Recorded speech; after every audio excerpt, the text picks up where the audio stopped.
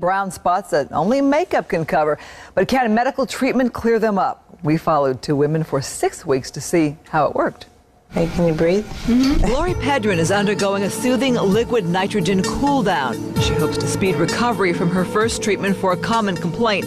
Like lots of women, Glory's battling brown blotches. Dr. Susan Evans explains. Glory is a classic example of someone that has melasma. Melasma is the medical term that describes spots on the skin that have too much pigment. Melasma can be triggered by sun exposure, acne, pregnancy. And it also can come with birth control pills.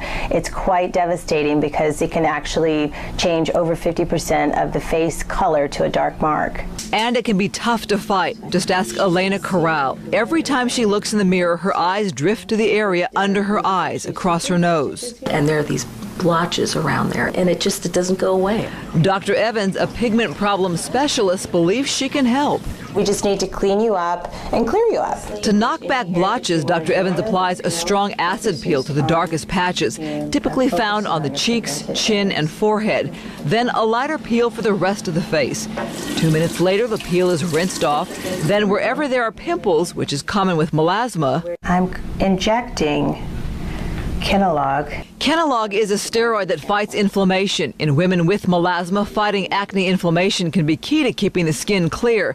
That's because pimples can cause injury. That's a magnet for excess pigment. Peels and injections are only the beginning. 3 days after treatment, home care begins. That means a daily routine with pigment-fighting products. We use a number of different kind of lighteners, from licorice extract to niacin to hydroquinone. Equally important, preventing new splotches. For that, Dr. Evans says sun protection is key. Because just like when you wear dark clothes outside or black in the sun, you feel that heat. Because it's attracted to dark things, it's attracted to these dark areas, and it makes them darker. We returned to Dr. Evans' office 6 weeks after treatment started to see how it worked. Dr. Evans discovers Glory isn't quite blotch-free yet, but Glory's noticed it's lightening and some spots are clearing up. Here's Glory before treatment, and here she is today. As for Elena, How are you? her results even more dramatic than Glory. Here's Elena before treatment.